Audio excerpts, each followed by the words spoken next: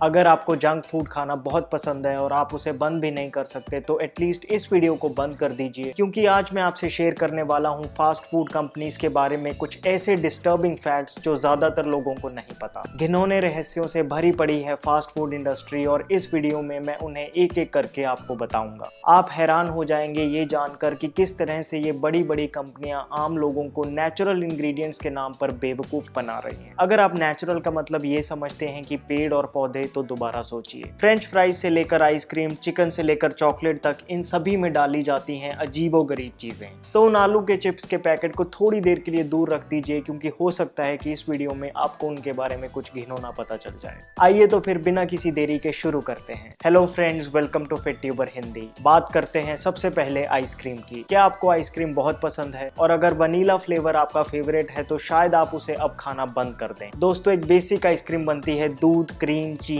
और कभी कभी अंडों से, लेकिन कमर्शियल आइसक्रीम्स में काफी सारे स्टेबलाइजर्स और प्रिजर्वेटिव्स डाले जाते हैं ताकि प्रॉपर टेक्सचर आ सके और लंबे समय तक खराब ना हो। चलो ये सब तो ठीक, लेकिन वनीला आइसक्रीम में एक स्पेशल फ्लेवरिंग सब्सटेंस डाला जाता है जिसका नाम है कैस्टोरियम। आप सोच रहे होंगे कि कैस्टोरियम में क्या गड़बड़ है। कैस्टोरियम दरअसल बीवर नामक जानवर के गूदे के पास के ग्लैंड से सिक्रीट होता है। जिस तरह से कुत्ते यूरिन करके अपना एरिया मार्क करते हैं, उसी तरह से बीवर भी कैस्टोरियम को सिक्रीट करके अपनी टेरिटरी बनाते हैं। अब सबसे शॉकिंग बात तो ये है कि जब कैस्टोरियम को बीवर के यूरिन में मिक्स किया जाता है तो ये बिल्कुल वनीला की तरह ही स्मेल करता है। हो गया ना natural flavouring substance. Maximum companies जो वनीला का नेचुरल फ्लेवरिंग सब्सटेंस डालती हैं वो इसी को ही यूज करती हैं। यही नहीं, कैस्टोरियम का इस्तेमाल परफ्यूम्स वगैरह में भी होता है। इसलिए अगली बार जब भी आप कोई ऐसी वनीला आइसक्रीम खाएं तो उस बीवर को जरूर थैंक्स कीजिए जिसकी वजह से आपको ये फ्लेवर मिल रहा है। नेक्स्ट है बियर। पानी और चाय के बाद बियर दुनिया की सबसे ज्यादा बिकने वाली बेवरेज है। अगर आप वेजिटेरियन हैं और फिर भी बियर पीते हैं तो शायद आपको ये बात जानकर बहुत परेशानी हो। बियर 7000 सालों से मार्केट में चल रही है, लेकिन इसको बनाने का तरीका आज के दौर में बिल्कुल बदल चुका है। बियर बनाने के लिए जौ की कटाई करने के बाद उसे गर्म करते हैं, ग्राइंड करते हैं और फिर एक फर्मेंटिंग वेसल में डालकर उसमें यीस्ट मिक्स करते हैं ताकि बियर फिज करे। लेकिन यहाँ कुछ कंपनीज एक और इंग्रेडिएंट डालती हैं जिसका नाम है आइसिनग्लास। आइसिनग्लास निकलता है मछली के सूखे हुए मूत्राशय से।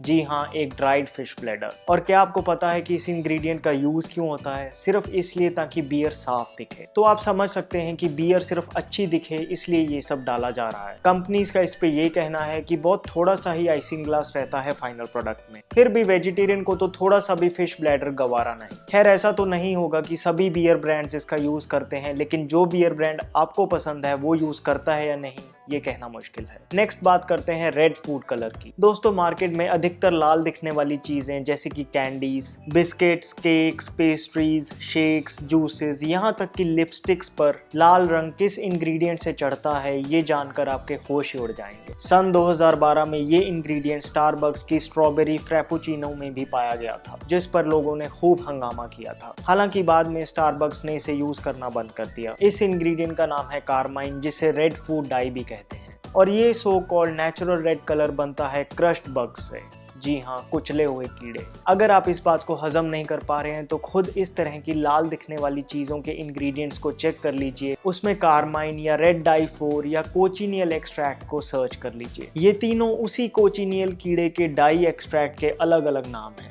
कोचिनियल कीड़ों को सुखाकर कुचलकर एक मिक्सचर में सोक किया जाता है जिससे कि ब्राइट रेड कलर बनता है। 1 पाउंड कार्माइन के लिए ऐसे 70,000 कीड़ों को कुचला जाता है। नेक्स्ट बात करते हैं पोटैटो चिप्स के बारे में। इतना तो खैर आप समझते ही हैं कि पोटैटो चिप्स कोई बहुत हेल्दी नहीं होते, लेकिन हाई सोडियम, सैचुरेटेड फैट्स और सिंपल कार्ब्स के अलावा भी इनमें कुछ ऐसा पाया गया है जिसे जानकर शायद आपका पोटैटो चिप्स खाने का मन ना करे। वो केमिकल कंपाउंड है sodium bisulphide. Sodium bisulphide cosmetic products, यहाँ तक कि टॉयलेट क्लीनर में तो यूज होता ही था, अब तो ये पोटैटो चिप्स में भी डाला जा रहा है। सोडियम बाइसल्फाइड एक प्रिजर्वेटिव है जो चिप्स को लंबे समय तक खराब नहीं होने देता और डिस्कलरेशन से भी बचाता है। FDA और बाकी हेल्थ एजेंसीज का कहना है कि चाहे बहुत थोड़ी सी क्वांटिटी में सोडियम बाइसल्फाइड सेफ है, लेकिन फिर भी ये फ्रूट्स, वेजिटेबल्स के साथ बहुत जल्दी रिएक्ट करता है। यहाँ तक कि 1986 में जब सोडियम बाइसल्फाइड को फ्रेश फ्रूट्स और वेजिटेबल्स पर लगाया गया तो उनको खाकर 13 लोगों की उसी वक्त मौत हो गई थी। इनमें से काफी लोग अस्थमेटिक पेशेंट्स थे। पोटैटो चिप्स बनाने वाली कंपनीज का ये कहना है कि जब तक उन्हें इसका कोई बेटर सब्स्टिट्यूट नहीं मिल जाता वो इसे यूज किए बिना अपना प्रोडक्ट नहीं बना सकती। ये तो मनी ओवर हेल्थ का एक परफेक्ट एग्जांपल हुआ। नेक्स्ट है प्रोसेस्ड ब्रेड्स। दोस्तों, मार्केट में मिल रही फैंसी ब्रेड्स और रेस्टोरेंट्स में मिल रही एप्पल और चेरी पाइज में कुछ ऐसा है जो आपको शायद परेशान कर दे।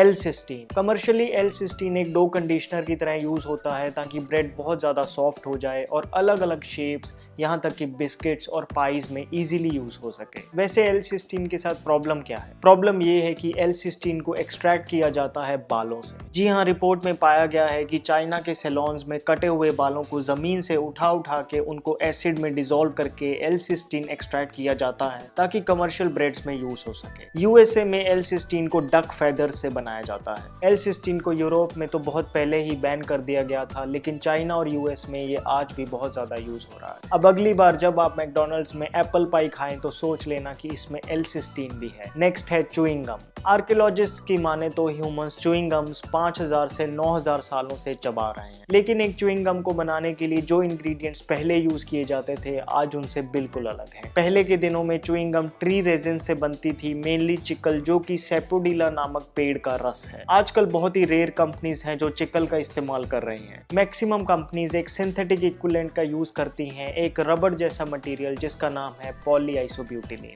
ये वही मटेरियल है जिससे टायर के ट्यूब्स मैन्युफैक्चर होते हैं। पॉलीआइसोब्यूटिलीन को फूड ग्रेड प्लास्टिसाइजर्स के साथ मिक्स करके च्यूइंग गम बनाई जा रही है। पॉलीआइसोब्यूटिलीन को यूज करने का रीजन यही है कि ये बहुत इजीली अवेलेबल है और सस्ते में ही च्यूइंग गम बनकर तैयार हो जाती है। लेकिन इसे तो नकारा नहीं जा सकता कि आप एक्चुअली रबर ही चबा रहे हैं। आखिर में बात करते हैं चिकन नगेट्स की। क्या आपको पता है कि मैकडॉनल्ड्स, KFC, सबवे, डोमिनोज और बाकी ऐसे रेस्टोरेंट्स में चिकन नगेट्स कैसे बनाए जाते हैं? इसके प्रोसेस को कहते हैं mechanically separating the chicken. Basically chicken को लार्ज ग्राइंडिंग मशीन्स में डाला जाता है जिससे कि चिकन की चटनी सी बन जाती है। इसमें चिकन के सभी पार्ट्स होते हैं जैसे कि चिकन की हड्डियां, आंखें, चोंच वगैरह, मतलब कि जो पार्ट्स आप नहीं भी खाना चाहेंगे वो भी। इसे और भी बदतर बनाने के लिए इस मिक्सचर को अमोनिया गैस के चैम्बर से पास किया जाता है ताकि अगर वेस्ट में कोई बैक्टीरिया वगैरह है तो वो मर जाए। फिर इन नगेट्स को आर्टिफिशियली कलर करते हैं ताकि वो अजीब सा दिखने वाला पिंक कलर हट जाए। और क्या आप जानते हैं कि रेस्टोरेंट्स में मिलने वाले चिकन सॉसेजेस इतने शाइनी कैसे होते हैं? वो इसलिए क्योंकि जो शाइनी पार्ट है वो बनता है एनिमल इंटेस्टाइन से। और ये तो आजकल काफी नोन है कि जो चिकन के पार्ट्स यूज में नहीं आते उनको मिक्स करके ही बनाए जाते हैं चिकन सॉसेजेस, फिर चाहे वो लिप्स हो या बट्स।